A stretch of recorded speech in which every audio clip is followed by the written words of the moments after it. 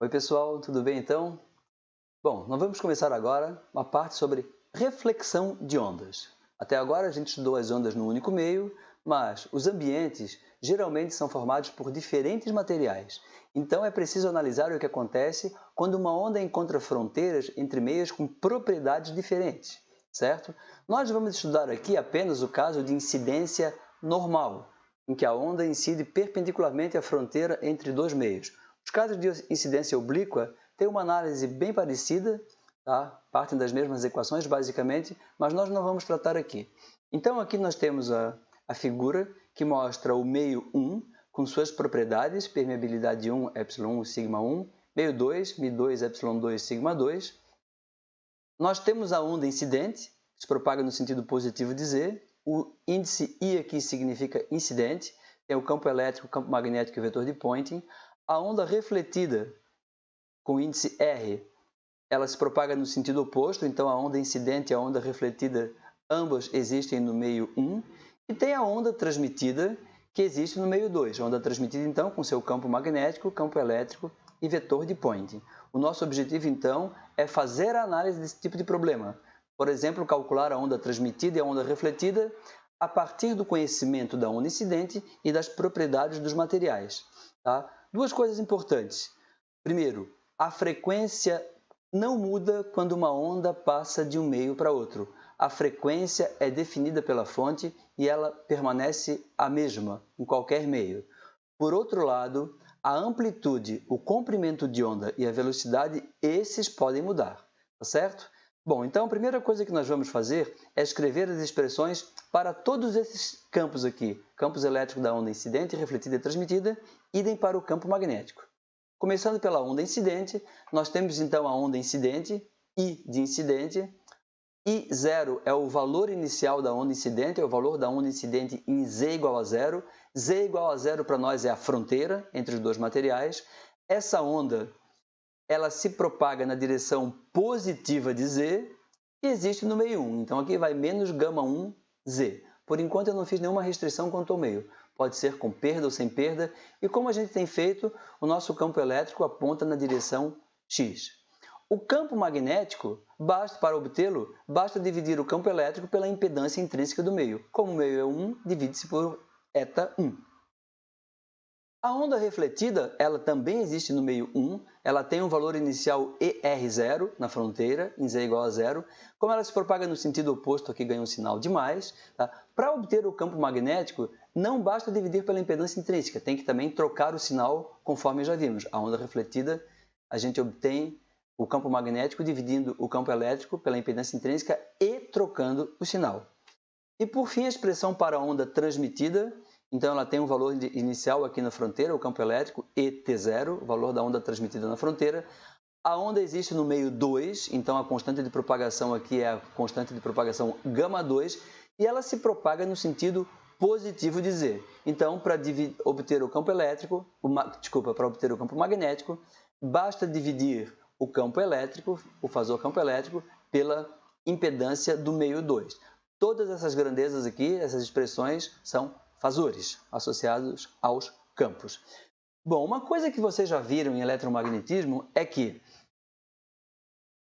componentes tangenciais de campo elétrico se conservam nos dois lados da fronteira. Então, tem-se continuidade das componentes tangenciais, não só do campo elétrico, mas também do campo magnético. Isso é assunto de eletromagnetismo, pode ser obtido a partir da lei de Ampère e da lei de Gauss e não vai ser visto aqui. Tá? Mas então, o campo elétrico total no lado esquerdo da fronteira, por exemplo, Z igual a zero menos, poderia dizer assim, é igual ao campo elétrico total no lado direito. Idem para o campo magnético. No lado esquerdo da fronteira, imediatamente à esquerda, eu tenho duas ondas, a onda incidente e a onda refletida. Já no lado direito, eu tenho apenas a onda transmitida, certo? Então, essas duas relações aqui são as condições de passagem dos campos na fronteira, continuidade tangencial, vão me permitir fazer o equacionamento completo do problema.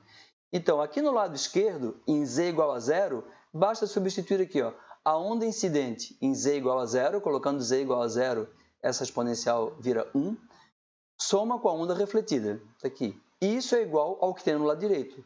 ET0. Então, essa é a primeira expressão obtida a partir da continuidade tangencial do campo elétrico na fronteira. No campo magnético é a mesma coisa, eu vou somar essa expressão com essa expressão em Z igual a zero. Somar aqui vai aparecer um sinal de menos, tá? Então, apareceu o sinal de menos e isso tem que ser igual ao campo magnético no lado direito da fronteira. Nosso objetivo inicialmente é, conhecendo o campo elétrico da onda incidente e as propriedades dos materiais, as impedâncias dos meios, eu quero obter a onda refletida. Tá? Então, eu parto das equações que eu acabei de obter, equações 1 e 2. Meu objetivo aqui, então, é isolar ER0, campo elétrico da onda refletida na fronteira. Como que eu vou fazer isso? Eu vou pegar a equação 2 e aqui, ó, onde está aqui ET0, eu vou utilizar o que tem na equação 1. Então, eu eliminei a onda transmitida do meu equacionamento, certo? Aqui eu vou simplesmente reagrupar e isolar o ER0. Então, essa equação que eu acabei de deduzir, ela me permite obter o campo elétrico da onda refletida na fronteira a partir do conhecimento do campo elétrico da onda incidente na fronteira. Esse termo, entre parênteses, é um termo adimensional, é a subtração das impedâncias dividido pela soma, e ele é conhecido como coeficiente de reflexão, designado pela letra grega gama maiúsculo. Aqui tá. Então, o gama maiúsculo é o coeficiente de reflexão. Qual é a definição do coeficiente de reflexão? Coeficiente de reflexão, por definição, é o campo elétrico da onda refletida na fronteira dividido pelo campo elétrico da onda incidente na fronteira. Então, pela definição, comparando com aqui, imediatamente eu tenho que esse termo entre parênteses é justamente o coeficiente de reflexão. Tá? O coeficiente de reflexão, no caso mais geral, é um número complexo. Já que os meios, um ou outro ou ambos, podem ter perdas, eta1 e eta2, um ou outro ou ambos, podem ser números complexos. Consequentemente, o coeficiente de reflexão pode ser um número complexo, que tem um módulo e tem um ângulo. Certo? Então, o nosso objetivo era obter o campo elétrico da onda refletida. Isso vai ser feito a partir do coeficiente de reflexão. Tá? Então, o coeficiente de reflexão multiplicado pelo campo elétrico da onda incidente na fronteira me permite calcular o campo elétrico da onda refletida na fronteira. O coeficiente de reflexão, como a gente viu, ele depende das impedâncias e pode ser um número complexo. Quais são as consequências disso?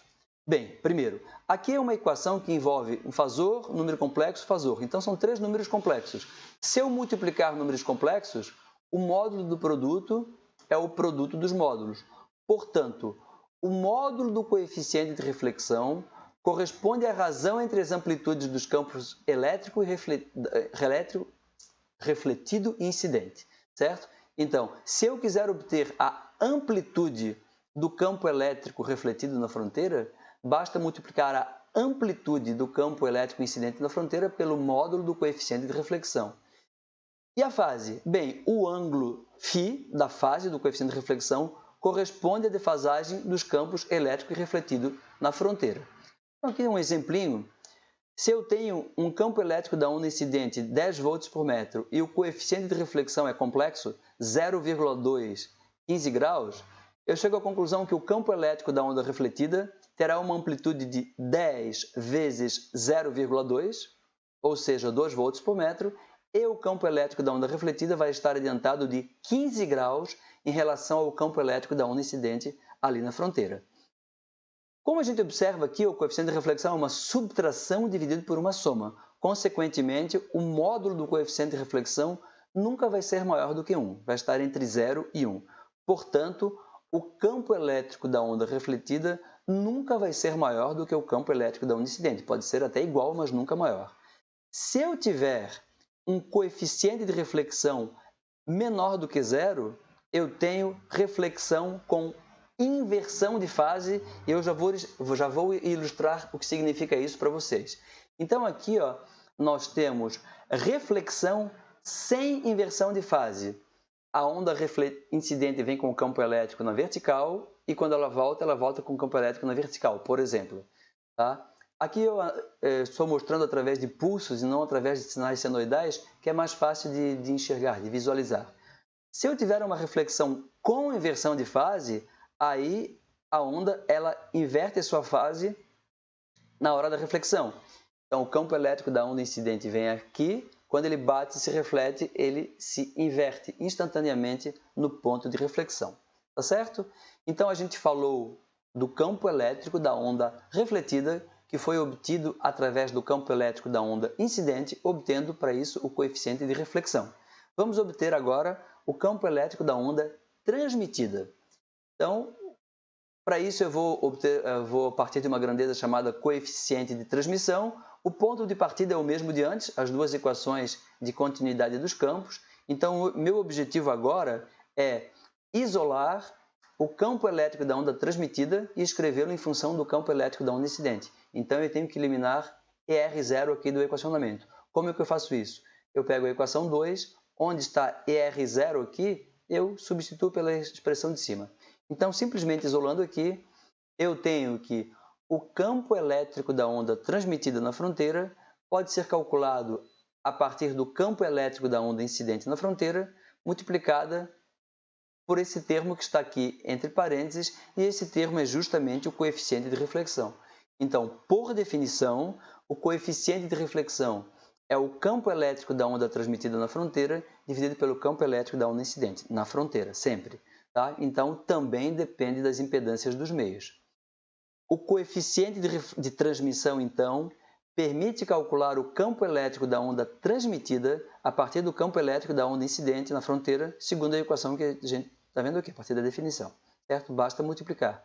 Mais uma vez, isso daqui podem ser números complexos, significa que o módulo do campo elétrico da onda transmitida é o módulo do coeficiente de reflexão vezes o módulo a amplitude da onda incidente, e o ângulo, a fase do campo elétrico da onda transmitida na fronteira, é o ângulo do coeficiente de transmissão mais o ângulo do campo elétrico da onda incidente na fronteira.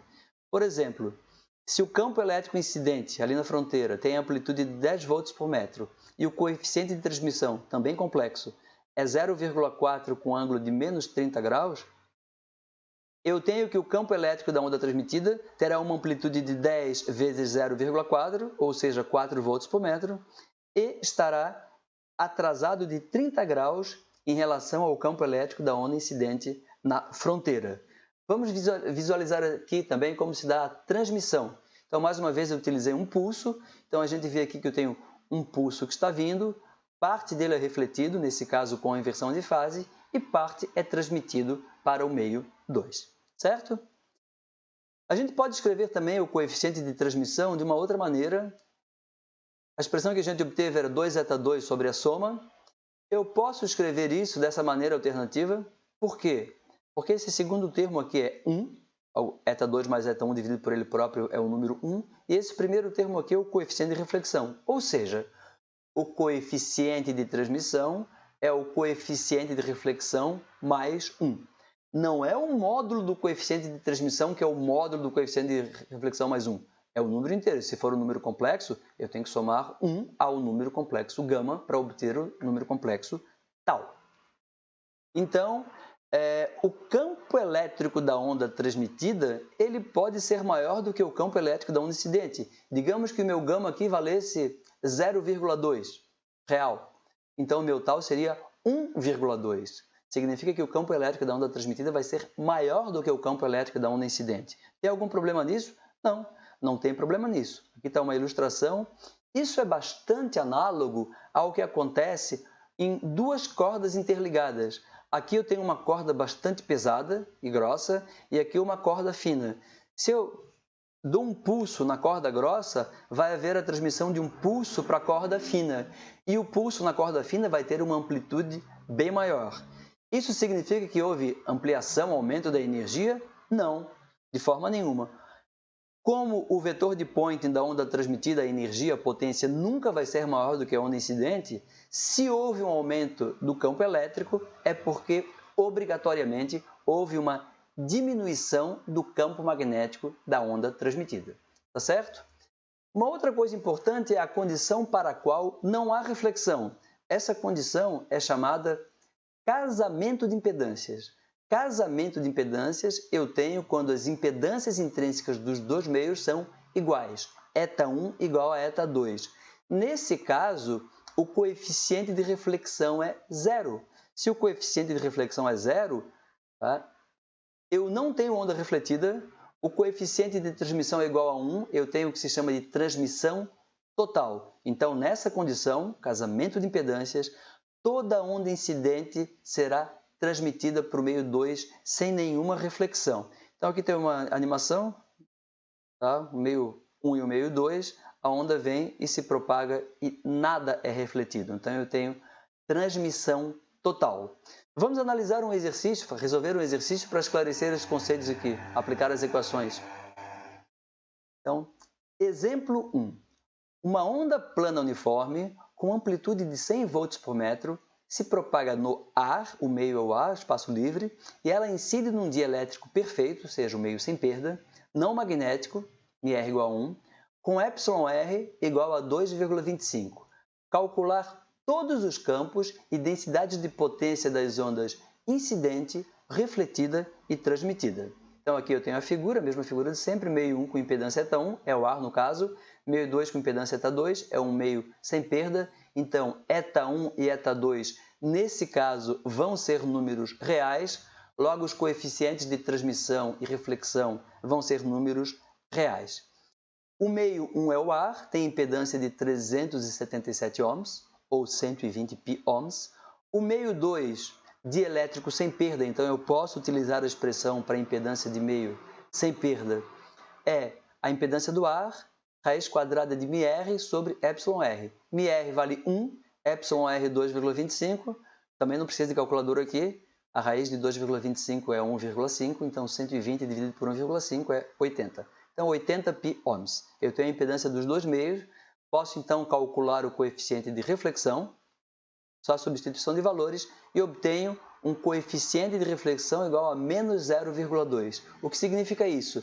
Significa que a amplitude do campo elétrico da onda refletida na fronteira vai ser igual a 20% da amplitude do campo elétrico da onda incidente. E ainda eu tenho um sinal de menos. Eu tenho reflexão com inversão de fase. Houve uma reflexão com inversão de fase por conta de sinal negativo.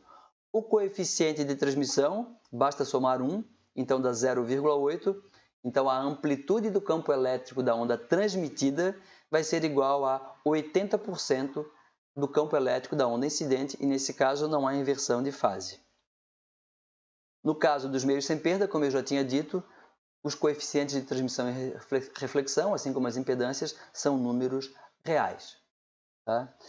E nesse caso, como eu também já tinha dito, eu tenho reflexão parcial com inversão de fase, já que o gama é menor do que zero.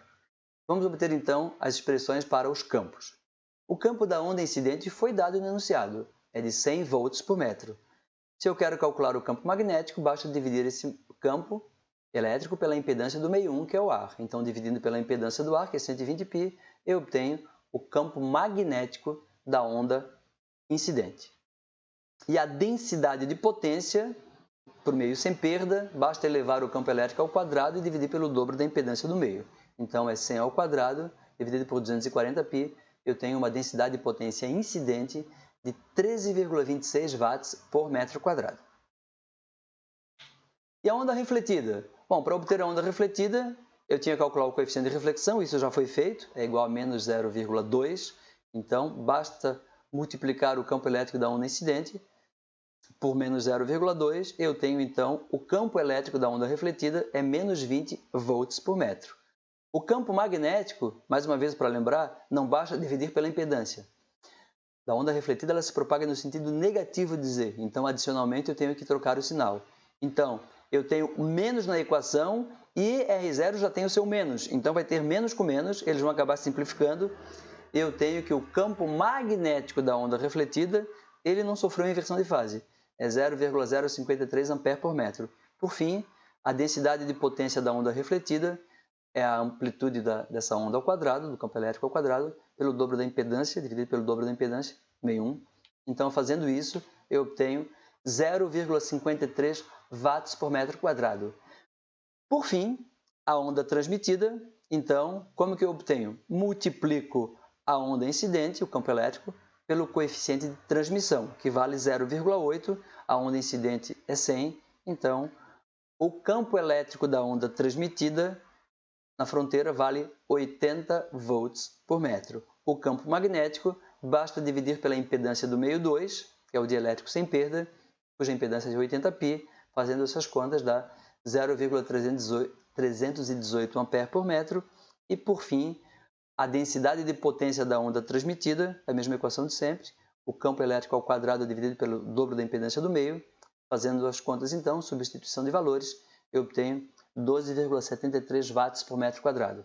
Então aqui tem vários resultados. Eu posso verificar algumas coisas. Por exemplo, será que está havendo continuidade de campo elétrico nos dois lados da fronteira?